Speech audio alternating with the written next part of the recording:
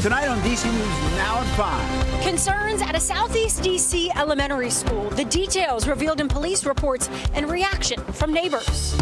Mayor Bowser pushing to legalize poker and blackjack in the district. And if it's available here, why go anywhere else? I don't think they should do it. I think they should keep it how they got it. Why legalizing those games in D.C. might be a high-stakes gamble. Washington Capitals starting their season tonight against the Boston Bruins. The fans are here on the red carpet, ready to welcome the Capitals for another season of Washington Capitals hockey. All that coming up for you. And it's your last chance to snag those October Prime deals. We're stretching your dollar with which ones are still worth grabbing before the clock runs out. You're watching the station covering all of the DMV. This is DC News Now. Thank you for joining us for DC News Now at 5. I'm Mark Hall. Hey, good evening. I'm Annalisa Gale. Well, on Capitol Hill, the gridlock continues, and we're now in day 8 of the government shutdown. And today's 6th vote, Annalisa, to reopen the government failed. That means that some federal workers in the DMV will continue to go without pay. DC News Now's Daniel Hamburg joins us live with the latest. Daniel, good afternoon. Good afternoon, Mark and Annalisa. Definitely frustration growing between lawmakers and, of course, those federal workers impacted. Republican lawmakers say they want to pass a clean bill, and they're standing firm on that, while Democrats say they need a deal to make sure that there are provisions for those health care subsidies. Publicly, it seems there's not much negotiating going on, but privately, discussions are happening. Take Representative Marjorie Taylor Greene and Senator Josh Hawley, both breaking with their party, saying something needs to be done about coming health insurance rate hikes. President Trump has signaled he's open to negotiating with Democrats over health care demands, but Republican leadership is not publicly budging. House Majority Leader Steve Scalise. They know they're inflicting suffering on the American people so they can make some kind of point. If you want to have a tantrum, this is not the third grade. This is the lives of American people. Real lives are at stake. Real careers and families. Democratic Congressman Glenn Ivey says federal workers in Maryland are concerned about their paychecks, but understand what's at stake. I think their sense at this point, and I agree with them, is that the Trump administration is going to keep trying to push as many of them out as possible, no matter what the Democrats do here. We should stay strong, make sure we get a fix for the Republican health care mess that's been created, and get the government back open as quickly as possible. Now, active duty military members won't see their first full paycheck come next Wednesday, October 15th, if Congress can't come to a compromise. The same goes for other federal workers. They will not see their first full paycheck on October 29th. We're live on Capitol Hill. Daniel Hamburg, DC News Now. All right, Daniel, thank you. And happening today, we're waiting to learn whether the Army 10-miler will actually take place this weekend. Organizers say they will make a decision regarding whether to cancel the event today based on unforeseen circumstances. The Army 10-miler virtual race will continue as planned, regardless of the decision. If the race is canceled, organizers say that they will refund runners' registration fees, but credit card processing fees collected by Active Network may not be refunded. The bib pickup for the race was moved to Springfield, Virginia. The race is scheduled for Sunday, starting around 8 a.m. at the Pentagon North Lot. And right now, the government shutdown is affecting more than just federal workers. It's also impacting some major community events. DC News Now's Liberty Simmons is in Falls Church, where vendors are scrambling to relocate at the last minute. Organizers for the Taste of Nova Festival say they are slammed with making this last-minute move, but many vendors, like here at Harvey's, say that the show will go on despite the setbacks. Kneading dough by hand, Fava shop owner Dina Daniels says the government shutdown won't make her festival plans crumble. If you are parents at house, all your decisions affect your kids.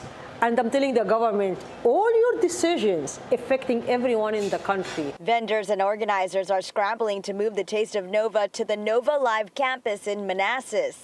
We can make it happen, and all of us can make it happen. And that's why I'm telling anyone bought tickets, you should come. That's because the original venue, the National Museum of the U.S. Army, is closed due to the government shutdown. It's wild. You know, planning and setting up and knowing the venue and now having to go completely to a different place and figuring that out, you know, it's hard on us. I feel bad for the organizers. Organizers said in a statement, in part, we're grateful to the Villaggio Hospitality Group and Prince William County for their extraordinary support in helping us make this happen so quickly. People in the restaurant community, we're here to feed people and make people happy, and we're going to make sure that we do our part and make sure that people still feel included and happy and welcome, and we're going to try to bring the community in Northern Virginia together any way we can. Taste of Nova is offering admission tickets for 20% off for federal workers. All they have to do is show their government ID. For now, in Falls Church, Virginia, Liberty Simmons, DC News Now. Liberty, thank you. And for continuing coverage of the resources available to federal workers and more, you can head to our website right now, dcnewsnow.com. Well, new today, former FBI Director James Comey pleaded not guilty today to charges linked to the 2020 congressional testimony.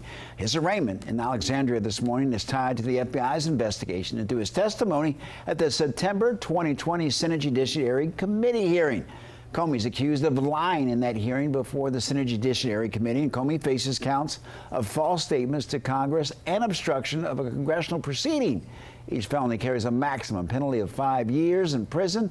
The judge has scheduled oral arguments for November 19th and set a trial date for January 5th.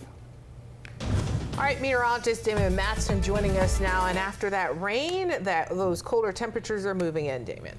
They sure are. It's interesting how we can definitely track that going along through much of the evening time. So we'll definitely show you that cloud cover as it continues to roll on across the region. There we go. We got those clear skies that have been filling in across much of the DMV here, and that is the signal. Yes, we are starting to feel that chillier air making its way into the DMV. So how about that? So the clear skies showing back up, but it's only going to bring about that drop in temperature. Here we have it. We're in the upper 60s, low 70s as we speak. But as we progress along into the night, it's going to quickly drop a few degrees every passing hour. And then as we get a little bit into the early morning hours on Thursday, most of us by that point will be in the 40s, and there will even be some locations dropping down into the 30s by early tomorrow morning. Enough that there is a frost advisory out there across parts of Garrett, Allegheny, Mineral counties, where some of the sheltered valleys with a little less wind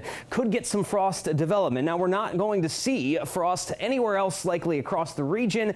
We'll have those winds stay elevated tonight, and that should keep those temperatures just above the freezing mark and avoid a widespread frost or freeze. But the same can't be said as we head on into the last couple of nights for this work week. So we'll talk about just how much colder it's about to get and when there may be a return of some rainfall in your full forecast coming up here in just a bit. All right, Damon, thank you. And an update in Prince George's County State's Attorney Tara Jackson says a teen has now been indicted after he allegedly stole a car and crashed into another car, killing a D.C. mother. Jackson says the teen, Michael Collins, is facing charges including theft. It happened earlier this year in August.